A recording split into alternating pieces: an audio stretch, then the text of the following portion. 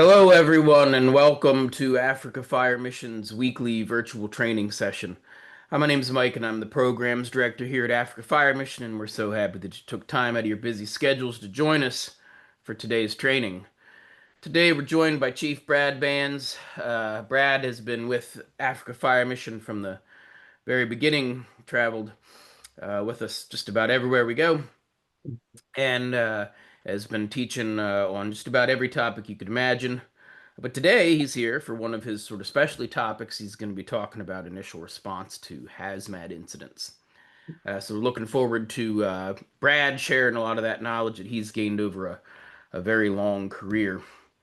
Before we get started, uh, I'm going to pass things over to Errol Sianga. Now, Errol is Africa Fire Mission's fire safety advocate, and he's going to get us started with a couple words of encouragement. Thank you very much. Thank you very much, Chief Mike. Good to see you, Brad, Chief Brad, and Thank you. everyone Thank else. you. Good morning, good afternoon, and good evening.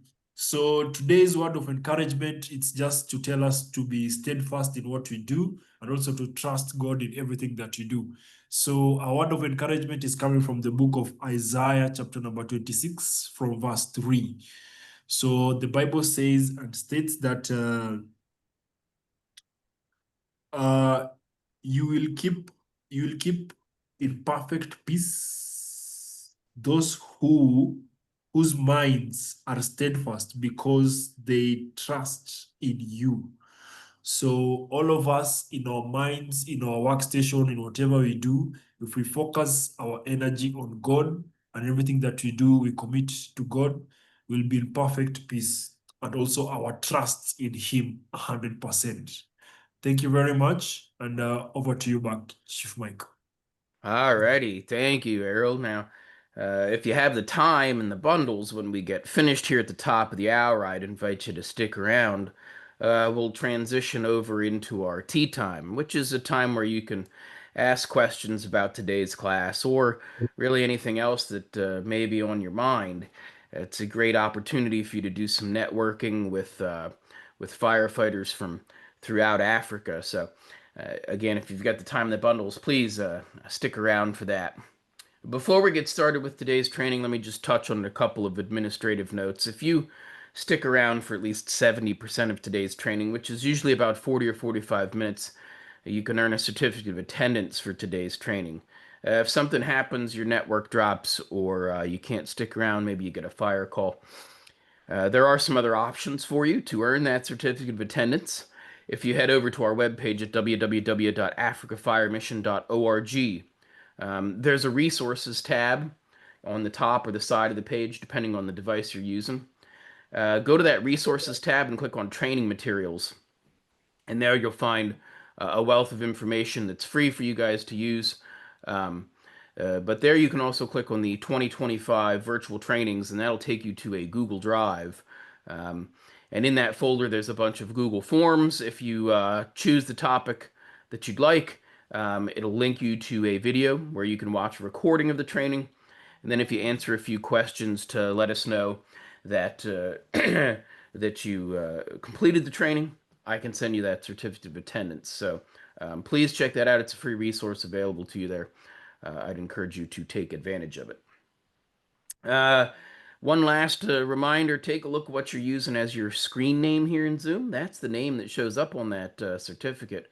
So if you need to make any adjustments to that, please do so now. If you're sharing your screen with some other people, that's a great way to save some bundles and spread the training. Go ahead and drop me an email with the names of who else might be watching along with you so that I can get them a certificate of attendance for their participation as well. I think that covers most everything I'd like to chat about, so I'm going to turn things over to my good friend Chief Brad here to get us started with today's training. All right. Thank you, Chief Mike. Thank you, Errol. And welcome, everyone. It looks like we have a diverse crowd just looking at the chat room. We have people not only from all over the world, but in all phases of the emergency services. So I am pleased to see that. And thank you all for taking your time out this afternoon to jump in and listen. Um, I am going to bring up my slideshow, get it started. Let's see. Share it. There we go. Get started up here. There we go. So we're going to talk a little bit about initial response to hazmat incidents. And so, like I said, happy to see that we have people from all phases of emergency response. And this applies to you guys, not just firefighters, but our EMS folks out there as well. You guys can definitely use this information because you will see some type of hazmat incident along the way. So let's go ahead and jump on down and get into our material. So what we're going to talk about this afternoon is defining what a hazardous material is. That way we'll know what to look for. Going to list some methods for identifying hazardous materials. And we're going to talk about the emergency response guidebook and app.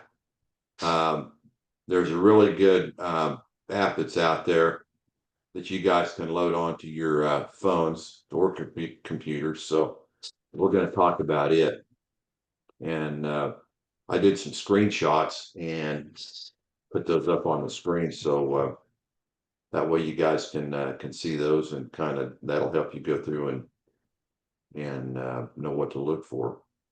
Talk a little bit about incident command, just applying it at these incident. It's really important on any incident to initiate incident command because it helps these to run better.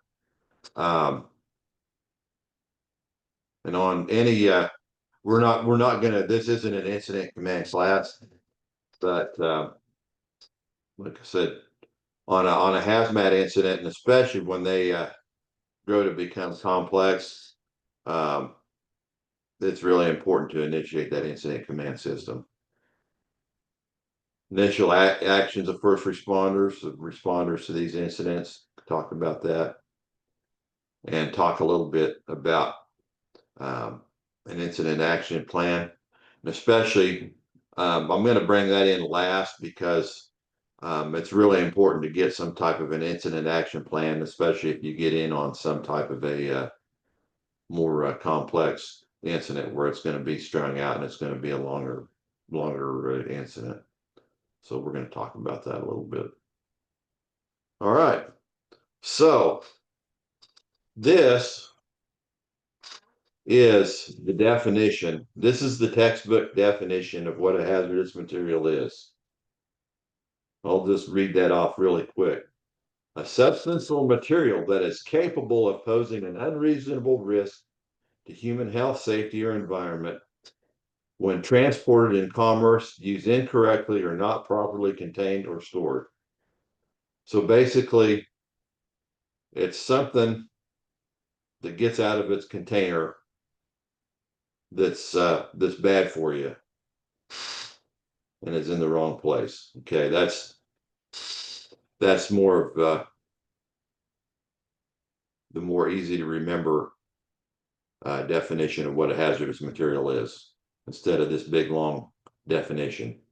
It's something that's some type of a chemical or substance that gets out of its container and isn't where it's supposed to be.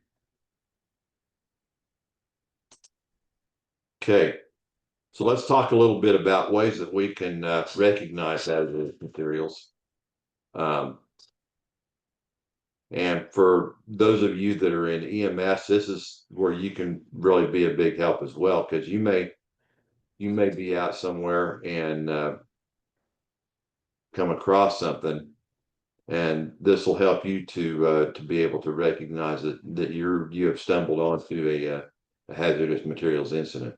Okay, so we can recognize the hazardous material by the occupancy or location that you're in.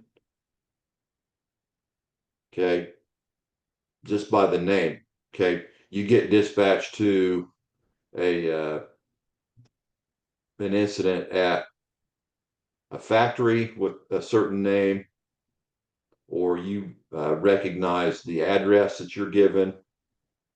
Okay, if you know your response area, then you could recognize that there might be hazardous materials at that occupancy just by the type of occupancy or the address.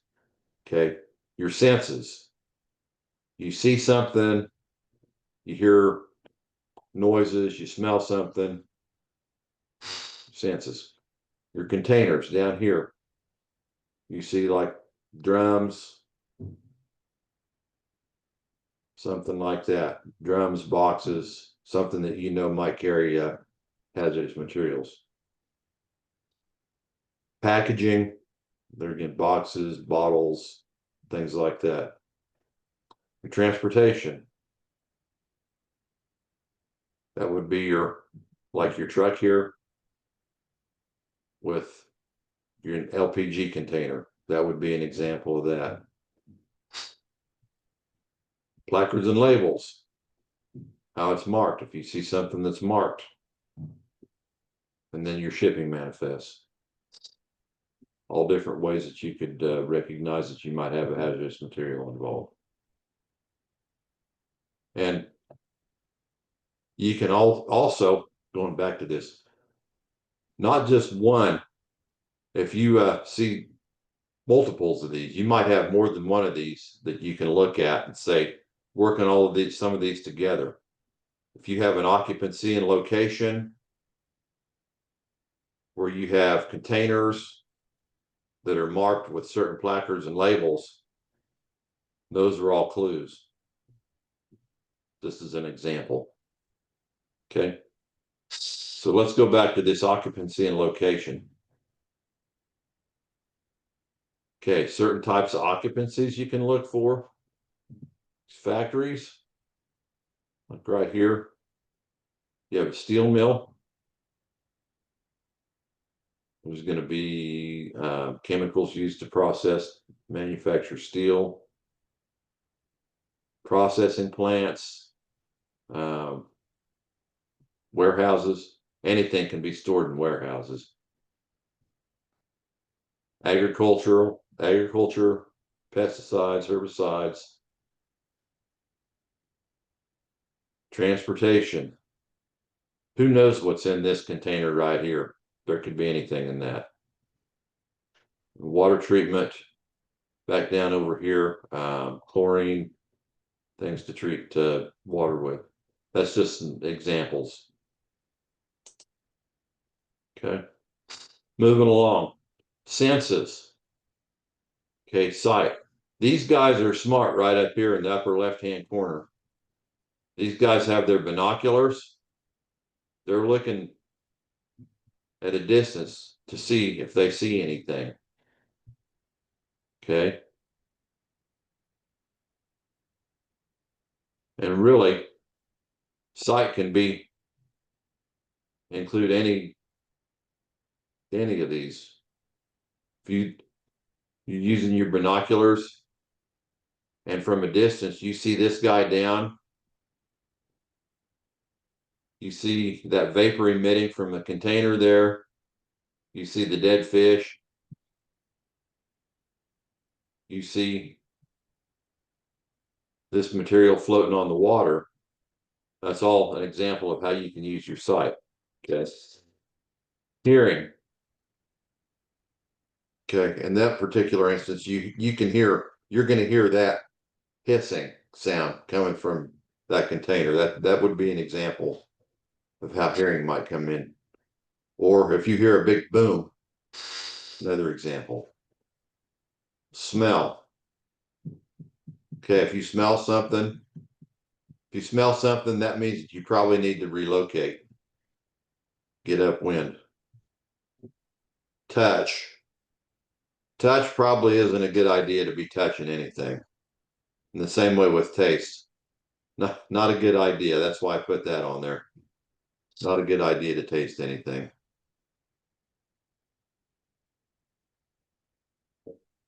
That's what we always talk about here in the U.S. We talk about the police being the blue canaries. We can send them in to smell and touch and taste the policemen.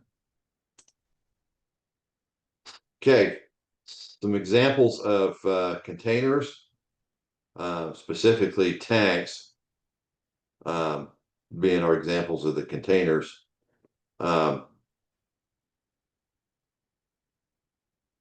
We have like a cone roof tank. There can be just about anything, any type of low pressure material in these cone roof tanks, anything from water, any type of chemical that's going to be a low pressure type of chemical that you can think of that would be in here. You want to look, sometimes they'll be marked with some type of a label or placard that would be on the outside that's going to give you a an idea of what could be in these containers. It's going to have the cone on it. If you'll notice, there's a vent on there, but it's going to be low pressure. Okay. Moving over here to the right, a closed floating roof tank.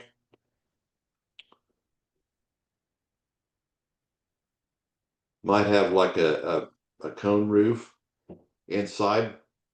It's going to have a roof that sits right on top of material, and it's going to float up and down. I have some tanks like this right across the street from my house. We have an ethanol production plant. They manufacture ethanol from maize, and this floating roof sits right on top of the product, floats up and down. The reason that they have that is that keeps vapor from building up in the dead space here. So it sits right on top of that. Okay.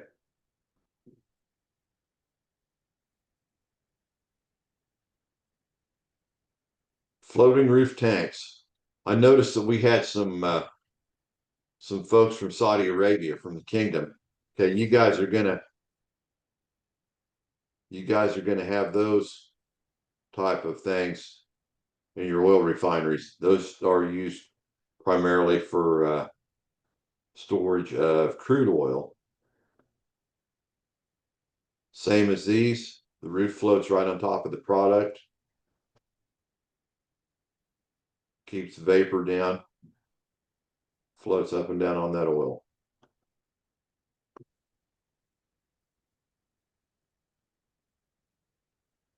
The spherical storage tanks, those are going to be for liquefied gases, LPG, those type of things. The high pressure tanks,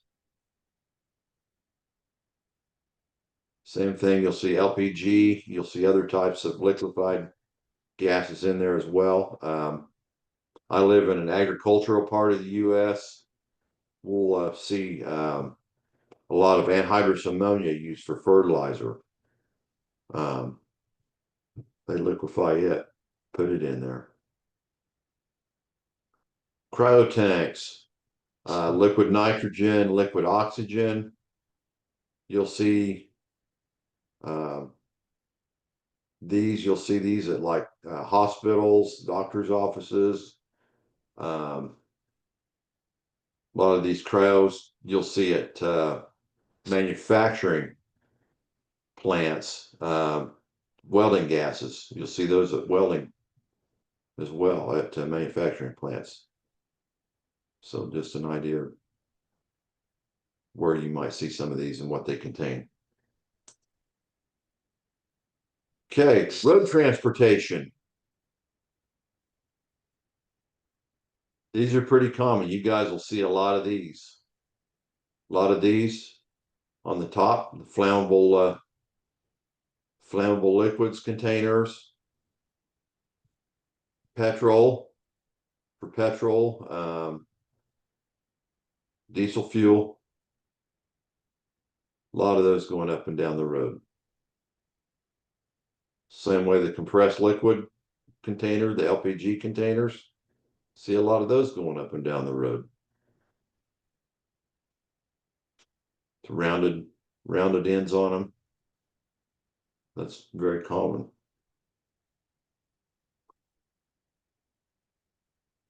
Okay, corrosives. They're going to be smaller. They're going to have reinforcing rings on them. You'll have a little splash rack up on top here. The reason they're so small is because the corrosives are usually fairly heavy. The acids are pretty heavy, so that's why they're smaller. Okay, intermodal containers. Anything can be in these. So you want to look for placarding.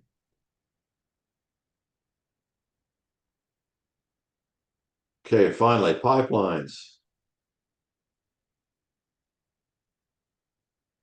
Okay, I know my guy from the Kingdom, he's gonna have these around. My canyons, you got the canyon pipeline.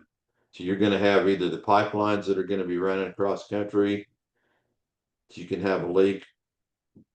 You're gonna have the pipelines in the terminals and your tanks that are gonna be storing product. In the terminals, you're gonna have those floating roof tanks. Inside your terminals, there'll be the floating roof tanks.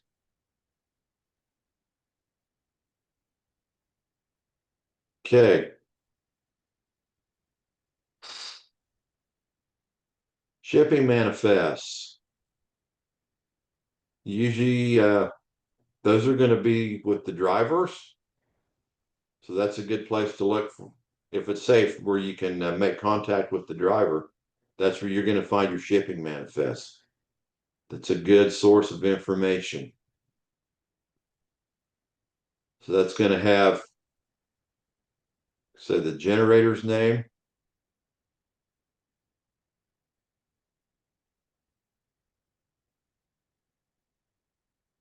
It's going to have the destination down here. Name of the product, name of the products that are on board, okay? So it's got a UN number.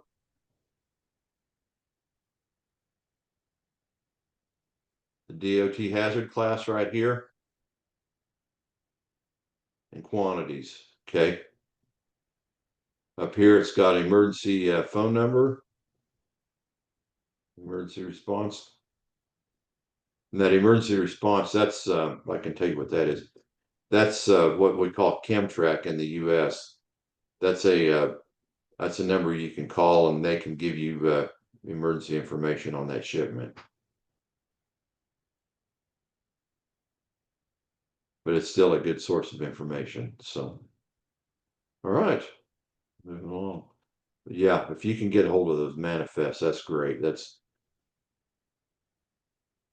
a good thing to have. Okay, placards and labels. So the labels, let's talk about the labels. Labels are going to be on boxes. That's going to be on your non-bulk packaging boxes, like drums, things like that. They'll have labels that look like this. Okay. Placards, that's going to be on your shipping containers, like your trucks, things like that. You have nine basic hazard classes. Class 1 is going to be explosives. Class 2, which includes these three right here. is going to be gases. Class 3 is flammable liquids. Class 4, which is those two, and this one is flammable solids. Class 5 is your oxidizers, those two right there. Class 6 is your toxins, toxic substances.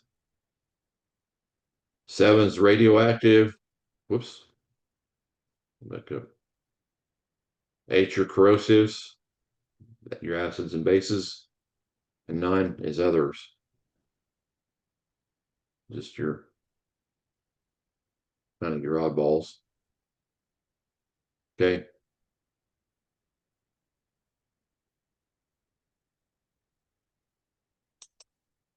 Okay. And that leads us into our emergency response guide. By itself, going back to this, that just kind of gives us a grouping as to kind of a class, that it's an explosive, that it's a gas. Okay. So it gives us an idea of what it'll do. But then you can come over here, if you have that information, you can go to the emergency response guide, get some information out of there once you have a class out of the emergency response guide. That'll help you to determine what you can do. Okay. So let's talk a little bit about the emergency response guides. So this is a book that's published by the United States Department of Transportation. It's for first responders.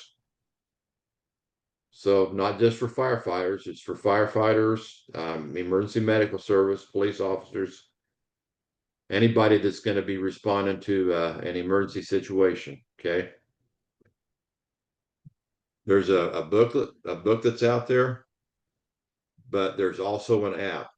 So I've included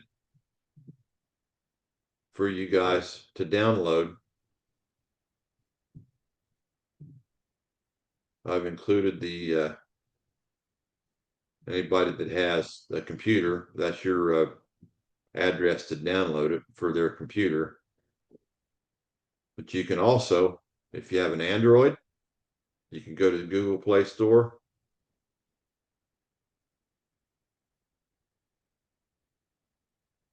and type in ERG, or you can go to the iPhone and go to ERG in the Play Store for iOS. Okay. So in this book, you can research by those placards that I showed you. You can look it up, look up information. If you see one of those placards, by the product name, by that UN number that was on the shipping, by that UN number right there.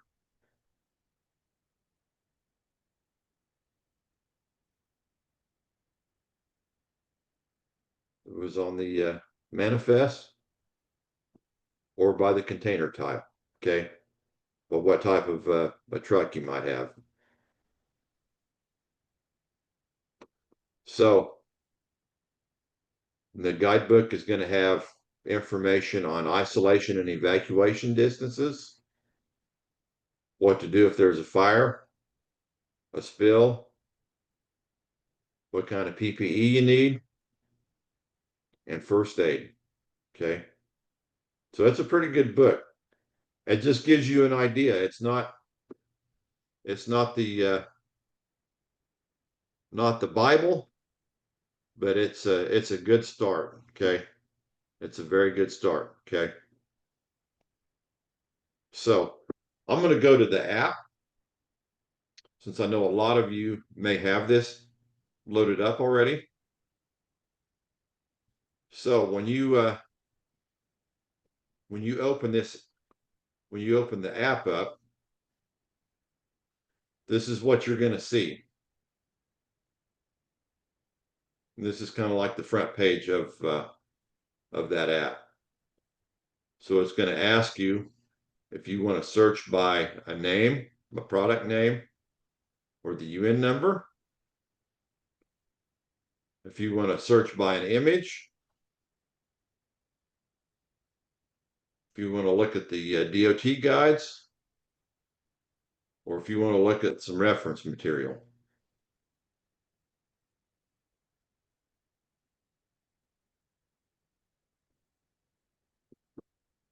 So if you say that you want to search by name or UN number, you can type in the UN number or a name. And when you do that, it's going to take you to a guide number. Okay. For example, if you type in gasoline, it's going to take you to guide number 128. If you were to type in UN number 1017, it says that that's chlorine, and it's going to take you to guide 124.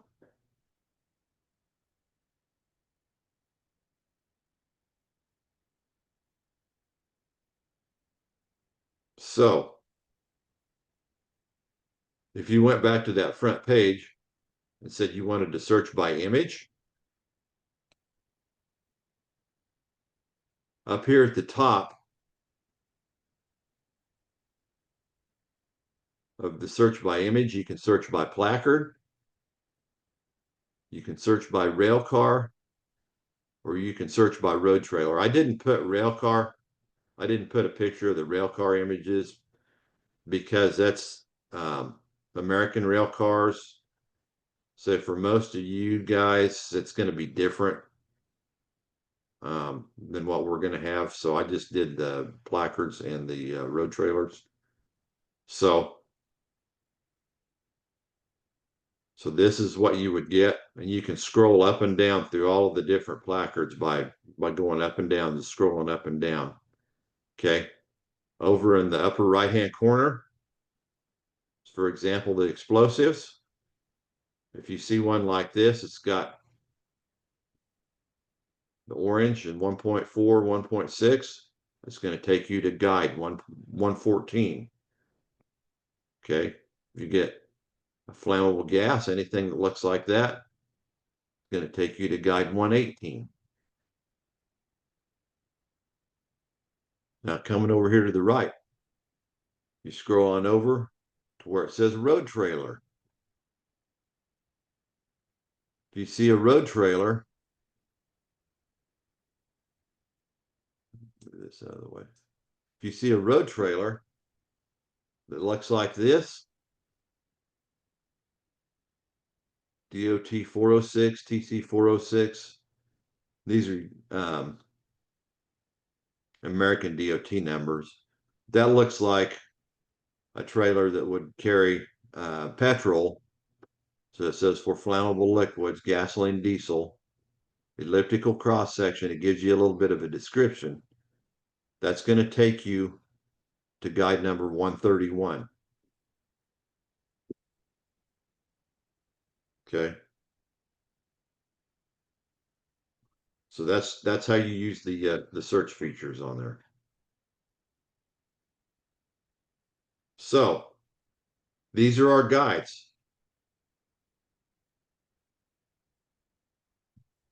Those are the guides that it was talking about, those guide numbers. And this is all one guide.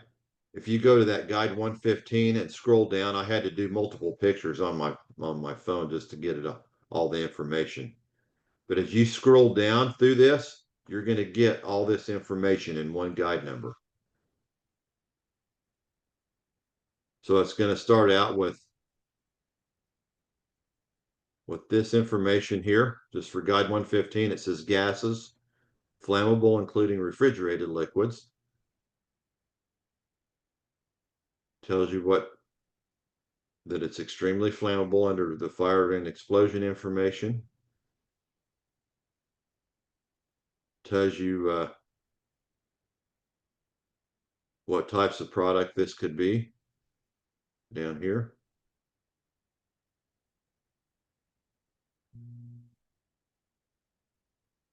Tells you what it could do.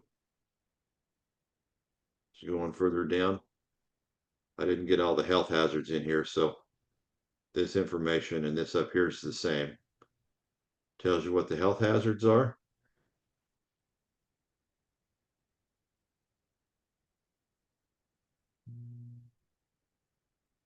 Call 911. That's obviously that's for the US.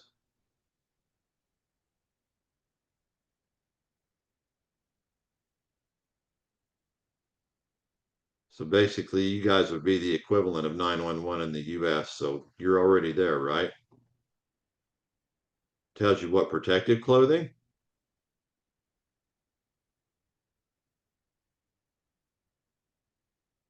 Gives you evacuation distances.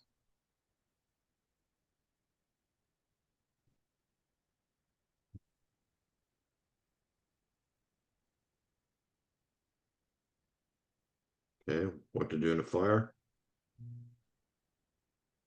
Small fire, use CO2. Large fire, water spray. So all of this information and a spill or leak, what to do, and first aid. So that's a lot of information. Okay, then this, there's some other information there. It's how to use the app. Hazard classification, protective distances. There's a table there with the protective distances. Some of that, like I said, it gives you the protective distances in the guide. It's going to change a little bit from day to night, but for the different products, like I say, there's a table you can use. Some of your phones, the processors aren't fast enough to use the table of protective distances. Some safety precautions. Anyway, there's some other information there. This is the big thing. These are the big things right here that you need to learn how to use off of this. Okay, moving on. Initiating incident command. On any incident, you want to try to get incident command going. Okay.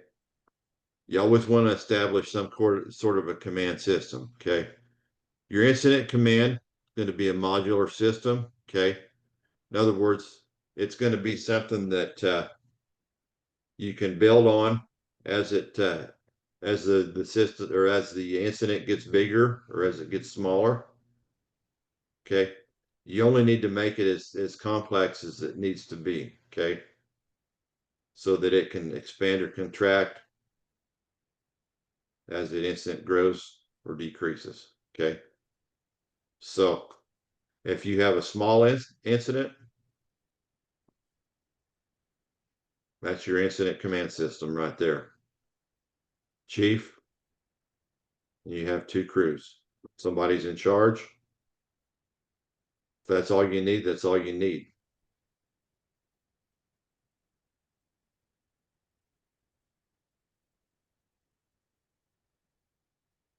But this is how a full-blown incident command system might look. Okay. You can have your incident commander, their command staff. All of this is the command staff for the incident commander. You're going to have you're going to have what they call the section chiefs, operations, planning, logistics, and finance. Okay. Most of you guys would be working under operations. Okay.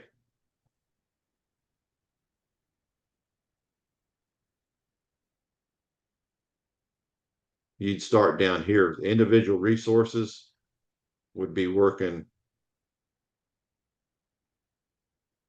clear down here. And then as it grows, you'd be reporting as either into groups, divisions, and then you start building your strike teams and task forces. And then as it gets bigger, starts building into branches. And then that's when you get your ops chief and all of that.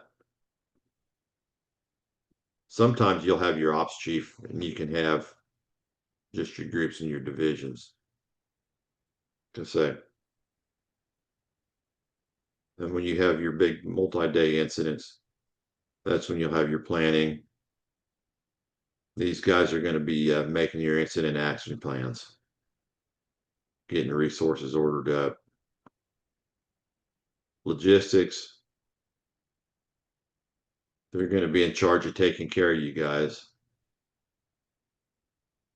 Good supplies, ground support. Your facilities are making sure that you have a place to stay. Medical, somebody to take care of you in case you get hurt. Food, comms, all of that. These are the ones that make sure you get paid. Finance. So anyway, this is a full-blown system. When we have a lot of you guys that ask about the wildfires we had earlier in the US. This is the kind of incident command system you're going to have for those big wildfires like that. Okay, initial actions. So what can we do as first responders as far as initial actions on any incident we might come across? First of all, we're going to approach it from an uphill and an upwind direction, if possible. When you leave the firehouse, paramedics, if you happen to get sent on something, pay attention to which direction the flags are blowing. Try to approach these things from an uphill and an upwind direction. Stay up, like I said, stay uphill, approach from upwind. Watch the flags when you leave. Okay. The reason we want to stay uphill is because of these vapors right here. If you get down low, vapors can concentrate in an area and you can either become overcome by them, or you can come in here and become a source of ignition. So that's why you want to stay uphill. Okay.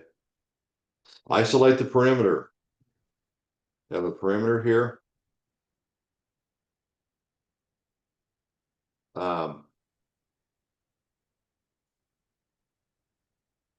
Yes, somebody, you want to try to keep this perimeter closed off downwind.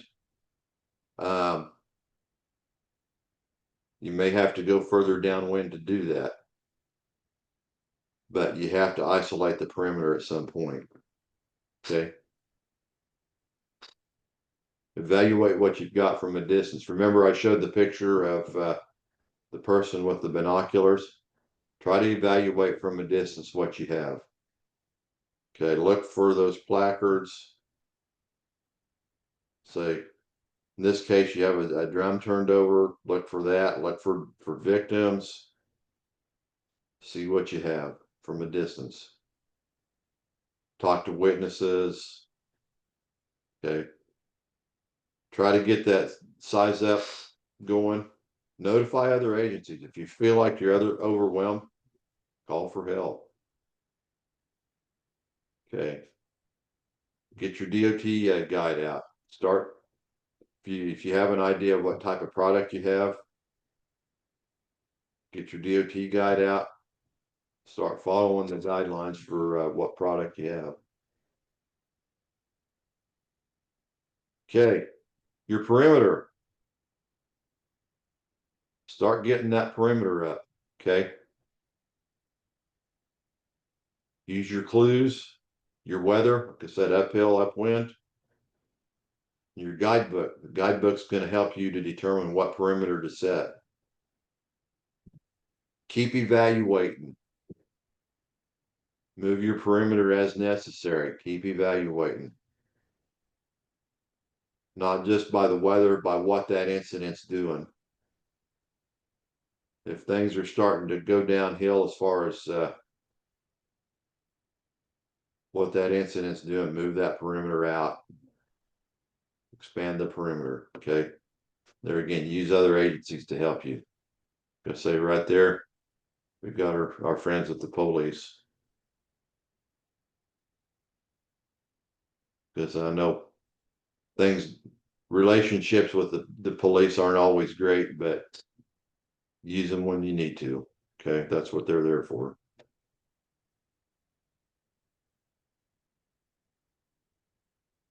Evacuations. Okay, once you set the perimeter, that's part of what we're trying to accomplish.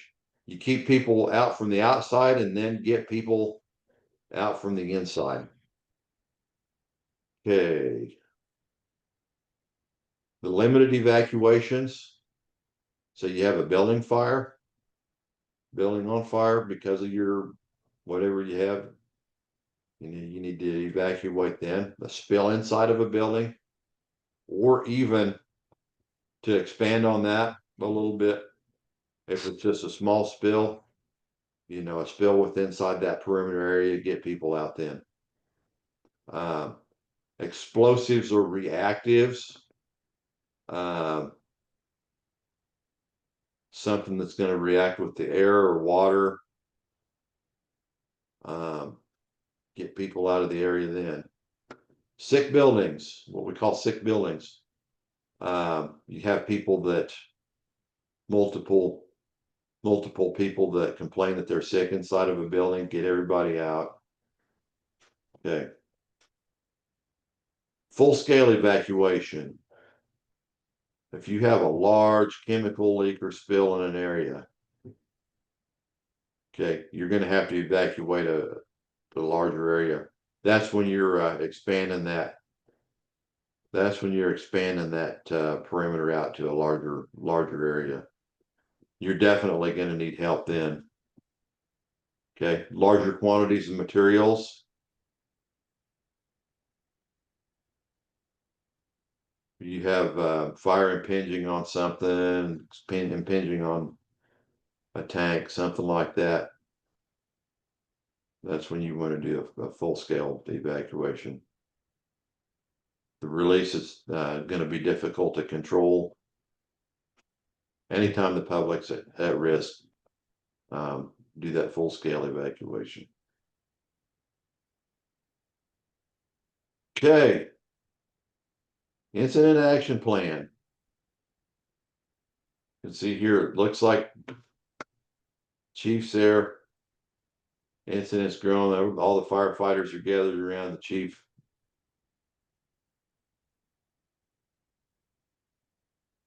That's when you probably need to start setting an incident action plan. Okay. So you want to set it for the size and complexity of the incident. So you want to evaluate when you're setting the IAP. You want to set it according to your manpower, staffing that you have. What PPE do you have? Your outside resources available. You have a hazmat team available. What EMS resources do you have? What fire resources do you have? Any kind of specialists that you have that you may need, and even kind of building on that too. Utility companies, things like that. Who do you have from those folks? Okay. What training? What training do your people have? That's definitely important. The weather, what's the weather going to do? Yeah, so want to look at that. What's it doing now and what's it going to do? And what's that incident doing? Is it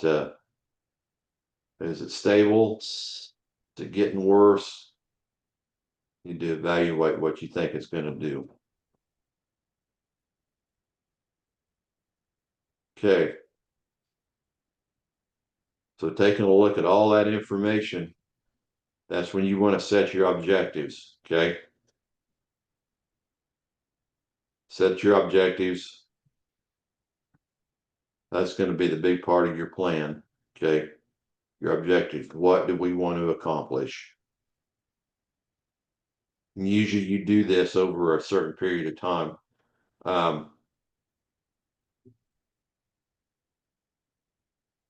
I've done a lot with wildland as far as having these incident action plans. Usually there'll be 12-hour periods. Now it could be, you may not need a 12-hour period, but you'll usually set objectives over a 12-hour period. Okay. Your organization. That's going back to your org chart here. That's your organization right there.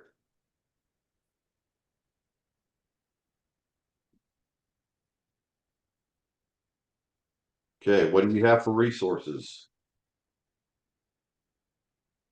What people do you have? Your comm plan.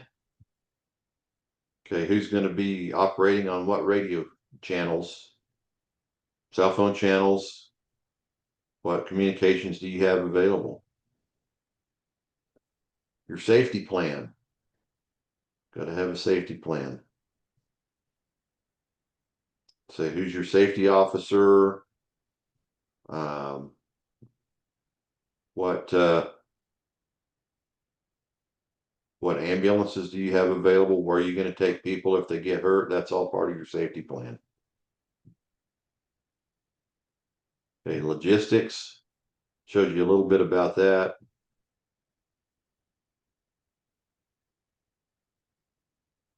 Okay, and your incident map.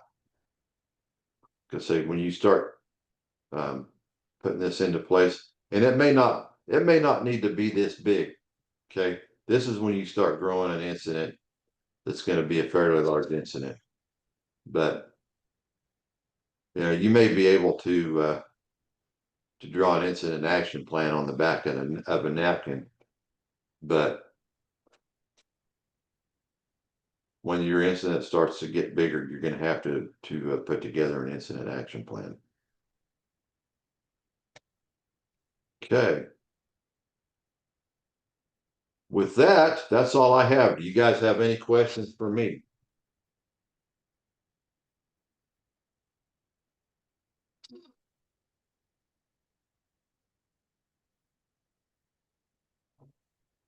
You make a couple adjustments here. If you've got a question, you can drop it in the chat. You can use the raise hand feature, or you can go ahead and unmute yourself. Can't see.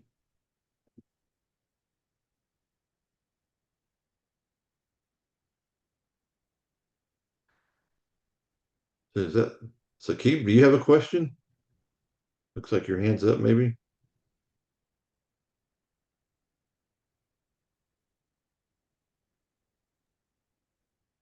Sakib, go ahead, ask your question.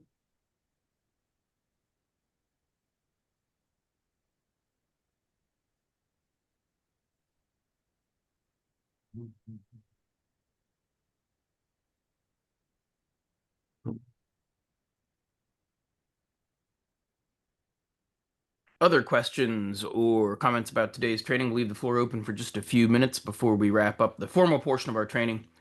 But I invite you to stick around for tea time where we can cover some more questions and things.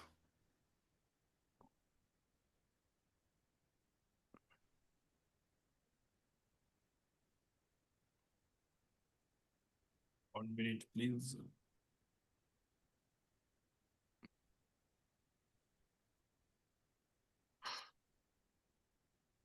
Timmy. Looks like Timmy has a Timmy. question. Yes. Go ahead, Timmy. Hello, everyone, and thank you for today's lesson and the opportunity.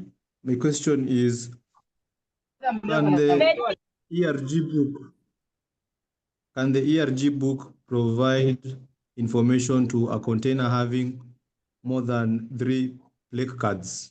Because some of our tankers, which carry some petroleum, have more than 3 plague cards. Oh, So how will I get the proper information from such a book, from the ERG book? that's a good question. So they should either be placarded or it would be on the shipping papers, correct? If they're going to be carrying different types of materials, um, each material they should either be placarded for or have the shipping papers for that. So you would just research the appropriate material that's involved. Does that make sense? Does that answer your question?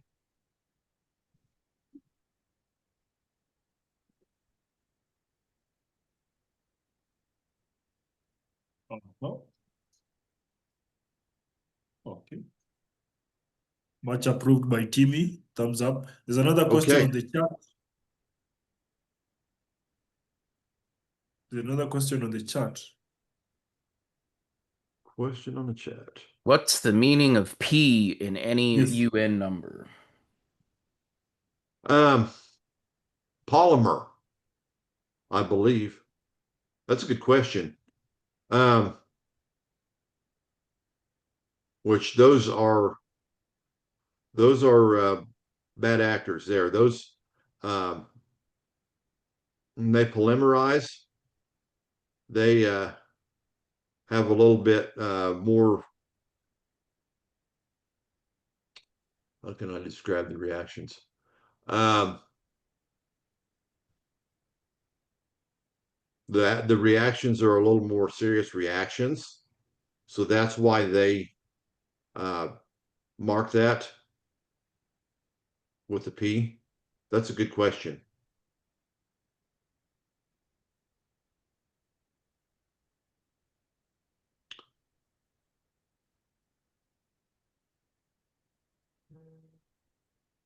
Means danger, basically. Yes. Violent Yeah, no, that's a good polymerization. question though. That's a good catch. But yeah, that's why they a polymer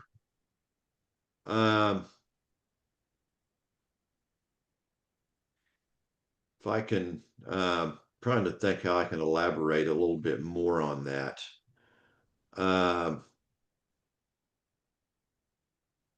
You'll see those a lot with like plastics.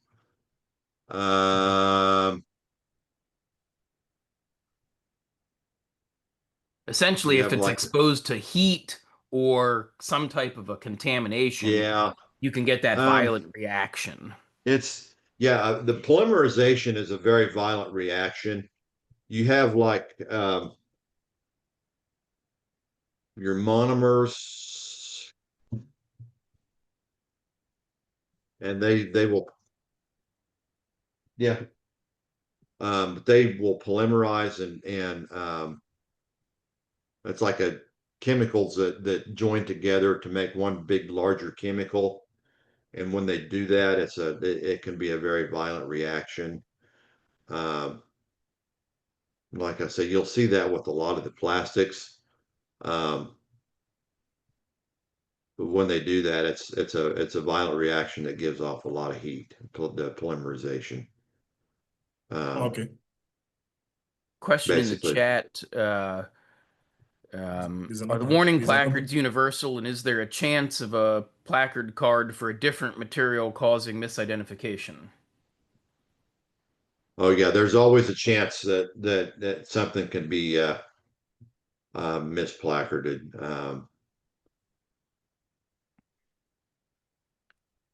So yes, they're And universal, right? yes, Like, they're universal. but that doesn't Yes. guarantee that they're correct. Yeah. There's always a chance, and that's a very good question because yes, like anything else that's created by done by a human being, um, things are going to be um, erroneously marked sometimes. Um, and there is no such thing as an empty container. There's also on that subject, um, there's always going to be residual liquid or residual product in a container. So that's always something to keep in the back of your mind as well. So Raheem, you have a question? Yes, Rahim's hand is up. yes, Raheem. Yes, Rahim, you can unmute and ask your question.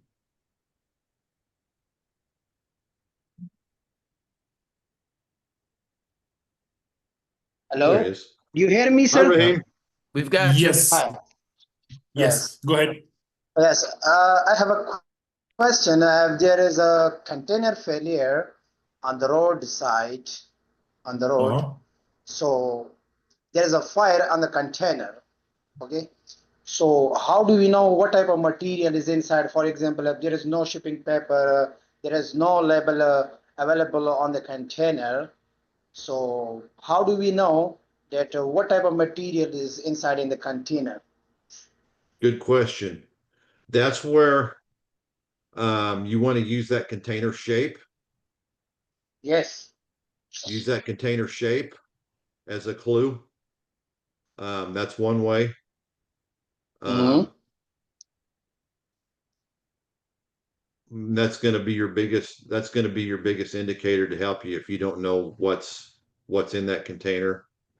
So were you thinking like if it was a liquids container or a container with like say an intermodal container, something like that might have something in it?